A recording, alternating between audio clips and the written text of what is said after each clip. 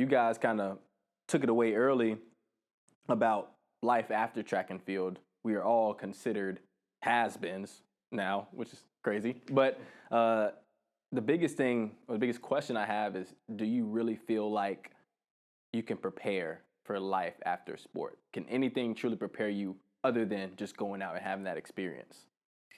I I think there's a way. Uh, like I said, I had plans for after track that I was in the works of before it ended, but I can see easily how it's really difficult for people. Just because if you're any athlete, honestly, and you want to be the best you can be, you're going to be driving towards a championship or a personal best or helping your team in the best way you can. So you're going to be working and working towards a goal, which is one of those things I just listed. And once that goal or personal best goal isn't there anymore, it's like, what now? Like, what's my quote unquote goal for life? And if you haven't prepared yourself for that phase of life, it can be really, really difficult. But I definitely think there's a way to mitigate some of the tough feelings that come with that transition. What you got? I think it's a struggle a lot of times because I would say about 50% of the population is like me. The population, as far as Division I athletes, 50% of them are like me in the fact that I loved what I did. You know, I love track and field. I loved it. I enjoyed getting to come out here and blow off some steam from doing the thing that I didn't like to do, which is school. So I was at school to run track. I was an athlete student. Okay, we can throw that backwards, but the hardest thing to me is what I was just saying, finding something you like when that number one thing that you liked and were able to do all the time is gone. So people are not like, I don't go out, walk on the sidewalk, and people are not expecting me to run 45 seconds in the 4 anymore. You know what I'm saying? Like, people are not expecting me to run 47 or run 20 seconds in the 2 anymore. They don't care. Nobody cares if I can do that. People care if you have these status symbols that are constantly changing now, but in the world of track and field, those times are royalty. In the real world, nobody cares. Yeah. So finding something that you do like is a whole game changer. Finding a hobby outside of even working out. You got to stay healthy. Number one thing, got to stay healthy. Number one priority, please. But please. The stuff I'm doing now, it makes my job a whole lot easier if you're healthy, okay? I can find everything I need to find, all that. Anyway, so this stage of life is a big deal because you can either suck at life or you can win. You know what I'm saying? So if you let that get you down, if you let that hole just continue to drag you down, you can go do whatever you want. You can get into drugs, live under an overpass, whatever. It's super easy. I didn't realize that. It's super easy. I can see you getting lost. Yes. I guess that's the real quote you could say, because I was talking to some of our athletic administrators at Auburn. I'm like, you guys, these specific ladies, Ms. Janice Robinson, Michelle Kesey, Megan Hushire, shout out to you guys again. But I was telling Ms. Janice, I was like, man, you guys have like worked overtime to help prepare us and help student athletes who are seniors and going on post-career to kind of get them ready.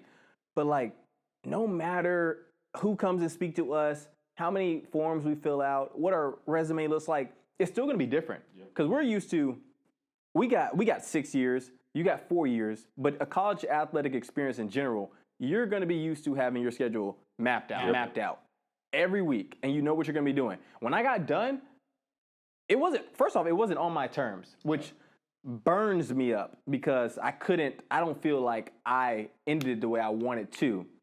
But despite that, when it's done, I was like, crap, like, I'm waking up. What am I going to do? Like, I don't have anything to do. And I think that's something that all student athletes, no matter how good or talented you were, if you had that experience, everybody has that moment where they're like, okay, what's next? And I feel like that's a natural thing, and it's an okay thing. I feel like there's a lot of student athletes. Track now is ending. A lot of people are putting out their, end of the career posts, and they're probably thinking, hey, what am I going to do? No matter if you have everything lined up, it's still going to be a different feel. And I think for me, it was just like, I got to find something to fill this void. And like you just mentioned, you got to fill it with the right things because you could easily get lost and lose yourself in your way. But I do think being a college athlete equips you to be able to attack life. You just got to figure out which angle you're going to attack it. It's exactly what you just said is what I was thinking in my head. People downplay how big of a competition life is. Life is a competition in and of itself. And it's not lame to make your competition your life. If you can win your life by doing thing A, thing B, thing C, you're a great person. Yeah. And it's not even always with other people. Like, it's a competition within yourself. Within yourself. Like, yep. can I I feel do like that's track in general. Exactly. Exactly. Can I do this? Can I do that? Am I going to wake up every day and go work out? Or am I going to wake up and eat right when I have a chance to eat right? Am I going to eat honey buns day in and day out? Am I going to drink all this sugary content no matter what anyone says, no matter what they say, no matter how much it affects your mental, you know? Yeah. Yeah. You made a good point. And we talked about this literally like doing our BTS stuff coming in here, like the figuring out what you want to eat. Like that's so overlooked. And I tell people like, bro, like, I'm realizing now, man, we got spoiled. Like being able to have your meals done for and you just go in there and you can pick and eat healthy then, but you can kind of prepare what you want to eat. Going out there and going to grocery, bro, I went to, shout out Aldi, love Aldi. I went to Aldi and I remember calling my dad. I was like, dude, I haven't grocery shopped for real ever. I was like, only time I ever went to the grocery store if I had to get like toiletry items or I wanted to get some candy. Yep. Going out there and learning how to prepare stuff for yourself in this real world can get overwhelming. But I feel like just how we found our way within track and field, and that was a new experience, or college athletics, that was a new experience from high school, we can find our way in life and win that life. I think is key. Just set those goals from the track, from the basketball court, from the football field, gymnastics mat, whatever you're doing. Set those goals from there, transition them over to life, and just go hit those goals the same way you tried to do when you were a college athlete. I feel like that's the best way you can be. I think I've bashed college sports in a way a lot just because it's hard to transition, but I do think the one that we did kind of prepares you the best. Because, well, it's not just the one, ours, gymnastics, swimming, mainly the Olympic ones. Anything like that, that's an individual sport. Because you make your own motivation. If I'm in Titus's race, I'm Titus's enemy for 13 seconds. So track and gymnastics, the ones I just listed, create a lot of mental fortitude. Whereas I'm not relying on anybody else. I'm not bashing football or basketball or baseball or anything else, but that team, they hopefully get their family, move away, things like that. You might stay local with a couple of them, but having that individual mental drive helps a ton. Because it becomes just an instinct.